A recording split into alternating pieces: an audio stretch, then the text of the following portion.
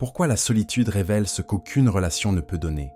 La solitude est un territoire intérieur d'une richesse insoupçonnée, capable de nous révéler des parts de nous-mêmes qu'aucune relation ne peut approcher.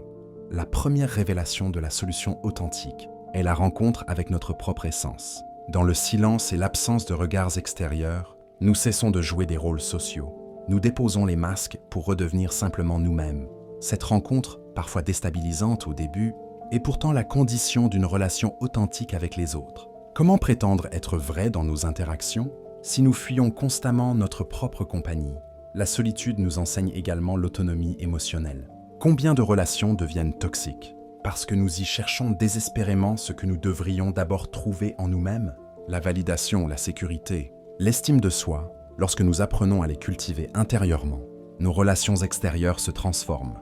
Elles ne sont plus des béquilles existentielles, mais deviennent des choix libres et épanouissants. Nous attirons alors des partenaires par complétude et non par manque. Dans le creuset de la solitude, notre créativité trouve son terreau le plus fertile. Les grandes œuvres, les idées novatrices, les projets ambitieux naissent souvent de ces moments où, coupés des influences extérieures, nous laissons émerger notre voix unique. La solitude est l'atelier secret où nous pouvons créer sans le filtre du jugement d'autrui, où notre imagination peut se déployer sans entrave. La pratique régulière de la solitude consciente développe une forme rare de maturité émotionnelle. Elle nous apprend à accueillir nos émotions sans chercher immédiatement à les partager ou à les faire valider. Cette capacité à être pleinement présent à soi-même, sans diversion ni évitement, est un antidote puissant à la dépendance affective et à la peur de l'abandon. Les sagesses anciennes, du stoïcisme au bouddhisme, ont toujours valorisé les retraites solitaires comme accélérateurs de croissance intérieure.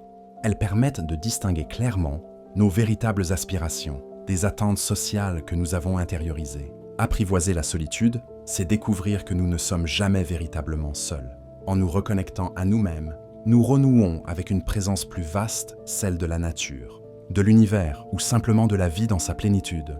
Nous découvrons que la plénitude n'est pas une question de quantité de relations, mais de qualité de présence à soi et au monde. La solitude bien vécue ne nous éloigne pas des autres. Au contraire, elle nous y ramène transformés, plus authentiques, plus entiers, plus capables d'aimer sans dépendre et de partager sans nous perdre. Elle est ce laboratoire secret où nous forgeons l'authenticité qui rendra nos relations véritablement riches et significatives.